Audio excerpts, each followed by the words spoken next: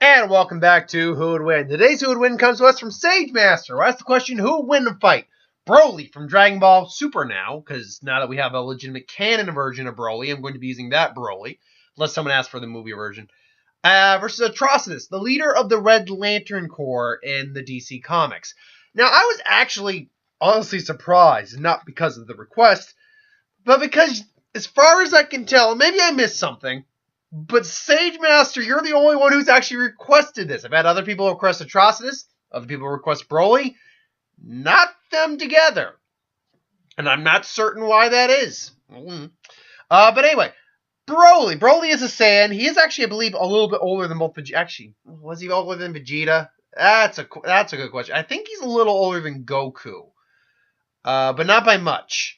Yes, he was. He's a bit older than Goku, because Goku was still in the pod, was still in the chamber, and they kind of just jettisoned him out a little bit. I think he's probably like a year older than Goku, something like that. He's a little older than Goku. But as I was saying, was sent off world because he was feared dangerous by the King Vegeta, Vegeta's dad. His dad went to save him. They spent the remainder of a good 30 years or so on the planet that they were on, Vampa. They are found by two scouts from the Frieza Force. Were brought onto Earth were recruited by Frieza to take on Goku and Vegeta, and through trial and error became the legendary Super Saiyan. Now, Broly is very much a brute. He has no strict fighting style. He's not a real martial artist. He's just an instinctual fighter, as the Saiyans are a warrior race. Turns out how powerful he is. In just his base form without any upgrades, he could go toe-to-toe with a Super Saiyan Vegeta. He could go toe-to-toe with Super Saiyan Vegeta. When Vegeta went to God form, he completely overwhelmed Vegeta, Broly. Now, God form for the Saiyans, that's power that is capable of, when not controlled right, cracking the fabric of the universe itself. When that power, when you have no control over it, that power radiates outwards, and the power can actually crack and rip apart the fabric of the universe, as demonstrated with Beerus versus Goku when that happened. And Vegeta has much more control of it because he's had more time to deal with that. Broly couldn't keep up with that. However, Broly is able to tap into the not the true transformation because his tail is removed, but the transformative power of the Ozaru, the ape form that Saiyans have. When Saiyans see a moon, they turn to a giant ape, and the power multiplies by 10 times. If we go by the assumption that his power multiplied 10 times, he quickly overpowered God Vegeta. Now, God Goku was able to rein him in, but as Broly continued to gain control and some more mastery over his power, he was able to even trump Super Saiyan God Goku, who then went to Super Saiyan Blue, which is stronger than God, was able to go toe-to-toe. But then Broly learned Super Saiyan, which is a 50 times multiplier on that. At Super Saiyan Broly in Super, not even Super Saiyan Blue, Vegeta, or Goku could keep up with this guy. His power was too great at this point. His power was something that was literally starting to shatter certain levels of reality. When him and Gogeta went toe-to-toe, they kind of shattered the fabric of reality a little bit, and we're kind of in this alternate universe for a little bit. Even Gogeta's like, what the hell's going on? And then, after going toe-to-toe a bit more, he has his legendary Super Saiyan form, which is clearly a bit stronger. Broly is said to have some sort of DNA mutation in him that gives him a lot more latent power than the average Saiyan. That's where that ancient power comes from. Unfortunately, Broly has never trained with his power. Besides training with his dad, he has no real control over his power. In fact, Broly is actually not a bad person. He's not a villain per se. He's just an innocent child who's had no real interaction with the outside world all his life. So he's very kind of simplistic in that nature. But he's fueled by his Saiyan Rage's Prime Rage, which he can't control, and then therefore goes out of control, boasting more and more rage. At his strongest, he is capable of being a threat to the actual universe. It probably would have taken someone of the caliber of Whis or Beerus to stop him had Gogeta not shown up. And it's implied that he might be stronger than Beerus. There is no guarantee on that. It's just something Goku offhandedly says. But given the fact that his potential kind of kept skyrocketing over and over again, he very well may have the potential to be stronger than Beerus, who is a universe destroyer. Add to that, his endurance and durability is enough to withstand planetary destruction level blasts. Hence, Gogeta's attacks. We're all basically targeting him. He's just more than capable of destroying a planet, and is just one of the strongest individuals in the Dragon Ball universe at this point. Not the multiverse, but in the Dragon Ball universe. Sorry, you saw the light. The wind is knocking around some things. Atrocitus is the leader of the Red Lanterns in the Lantern Corps. Now, as all the Lantern Rings, there's 9 if we're going to get technical. There's 7 key ones. Green, blue, violet, indigo. No, excuse me. Violet and indigo are the same thing. Green, blue, violet, yellow. Wait, okay. So green is will, blue is hope, red is rage, which is one we're looking over. Sapphire is love, indigo is empathy. Orange is greed, and I'm missing one. I know I'm missing one. Why am I missing one? Yellow, blue, green, orange, sapphire, indigo. What's the one I'm missing? Someone tell me the one I'm missing. Was it the Black Lanterns that were the 7th? Was that it? I'll look it up at a different one. But anyway, then you got the White Lanterns. And I do believe there is one other one technically that was recently introduced called the Ultraviolet Lanterns. Weird thing on that concept. Anyway, so Atrocitus is the leader of the Red Lanterns. Now, being the Red Lanterns are powered by rage. To be categorized, you need to be suffering a great amount of rage to be considered a candidate. And essentially what it does is it replaces your heart. The ring acts as your heart. And you're constantly spewing up this volatile, acid-like ooze from your mouth, basically, which can corrode a lot, which is acidic and corrode even lantern constructs. It takes someone, a Green Lantern anyway, of immense willpower to overcome that. But that being said, most of the time you're blinded by your own rage, which can be fueled by your own rage to fuel your rage's power. So you're just using, like, lashing out with basic lantern constructs, not like using your will or anything, just lasers, slashes, pushes, force fields, that bit. Now, you can be fueled by your own rage, or the rage around you can fuel you even more. It's the same concept with most Lantern. Extra will around you, extra will can fuel hope, extra hope can fuel hope, fear fuels fear, it can be you or someone else around you. Point being. But with Atrocitus, there's a reason he's leader. He's actually able to maintain his own individuality enough that he can form constructs through the shape of his own, will and things along those lines. He's also used some blood magic as well. I think it's one of the reasons he was able to make the lantern battery. And he's very skilled in hand-to-hand combat, very brutal as being a lantern of rage, obviously. And forgive me, I got a bit of a cold, so I might be sniffing a little bit. So he's very dangerous. But a lot of characters, not just lanterns, fear this guy. Other than that, though, his abilities are pretty simplistic beyond that. He's got all the Lantern standard capabilities. He's got, obviously, acidic vomit, which can really damage anyone. Certain individuals, obviously, are beyond it.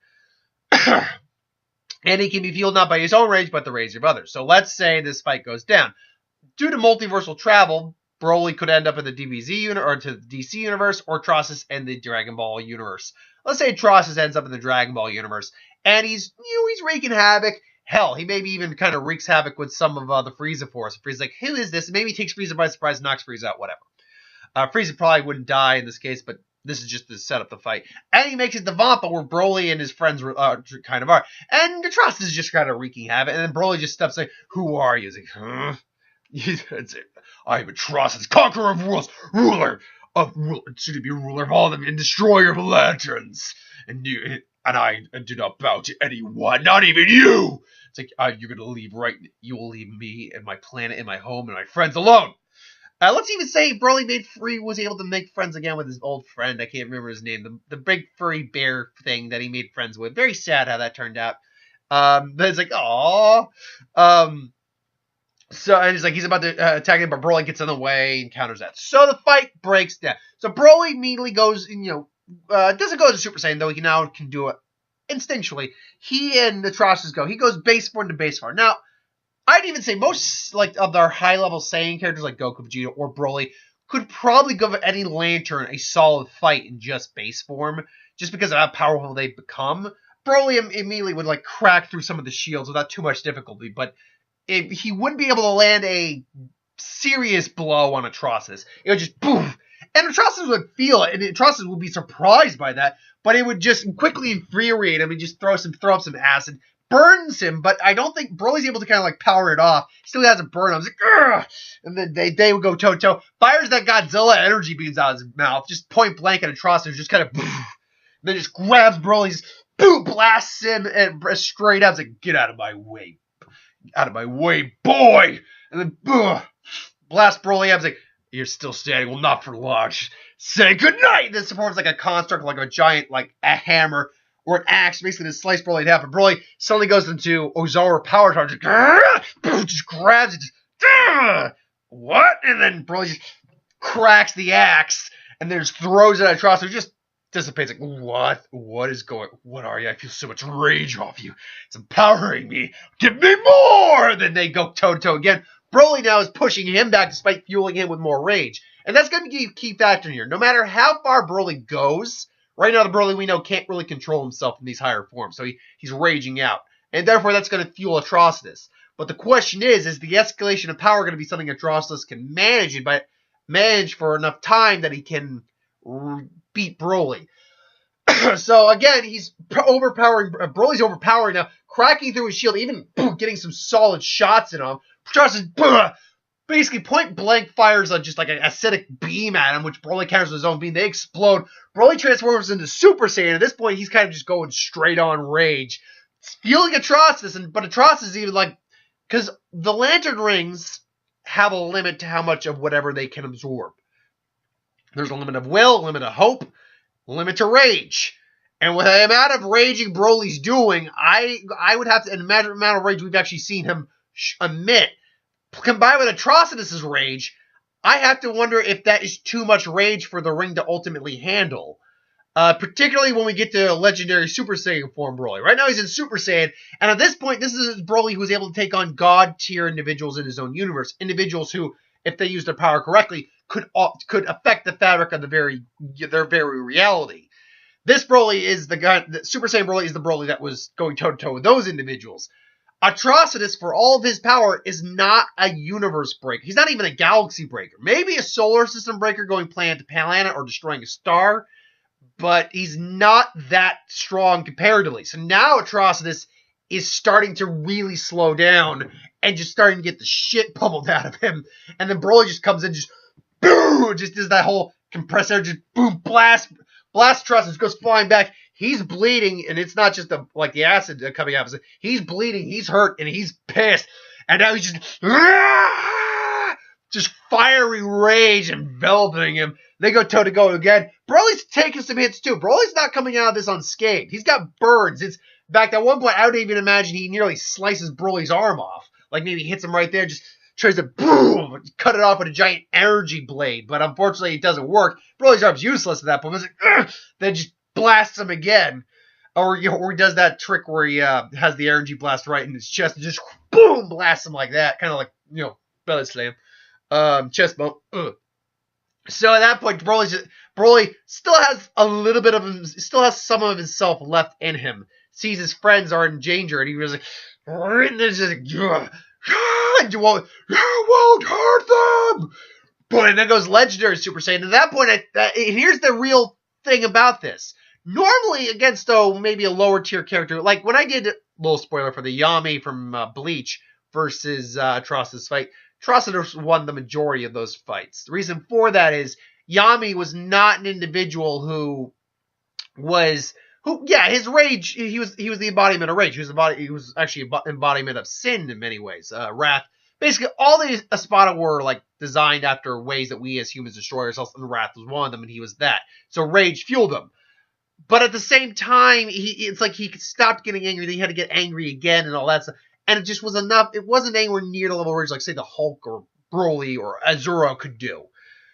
Because of the type of tier character we're dealing with, because of the type of rage that we've seen Saiyans produce, I think Atrocitus the ring might actually overload, and it can't handle that much rage, and to the point where it might actually try to choose Broly as its new target. Or it either breaks, or it can't take any more rage, and Broly just ends up grabbing Atrocitus by the head and just blasting his head clean off his body. To which case, he dies. The ring tries to find its way to Broly, to which Broly just breaks the ring because it just can't handle that much rage. I don't think the ring can handle the amount of rage that Broly is dishing out. Despite the fact that Atrocitus has seen many, hardships and is angry about all that shit and all that, I think Broly is just kind of the embodiment of rage when he's raging. And therefore, I don't think Atrocitus can really do much against him when he's fully raging. The only scenario where Atrocitus, I think, has a shot of winning the fight is the early rounds. Because the longer the fight goes on, the better chance Broly honestly has, because he has higher grades of transformations, much higher grades of power that can ultimately put down Atrocitus much easier than Atrocitus could put down Broly. Once Broly gets his Super Saiyan form, or God forbid the legendary Super Saiyan form, Atrocitus can only hope to tire him out. And even then, the way Broly's power naturally works, he kind of just doesn't have any control, so it overflows. So he just has it. It'd be a long while before Broly tired out, and I don't think Atrocitus would last that long.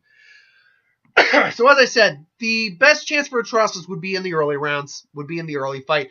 I would imagine before he turns Super Saiyan would be the cutoff point. Once he hits Super Saiyan, it's pretty much a slow go, and I would imagine the fight going to Super Saiyan in legendary Super Saiyan form. So ultimately, I gotta go maybe only 15% chance for Atrocitus winning, 85% chance for Broly. But what do you think? Do you think Broly wins all the time? Do you think Atrocitus wins all the time? Or do you think it's closer or farther than I make it? Do you think Atrocitus maybe gets the majority instead of Broly? Let me know in the comments below.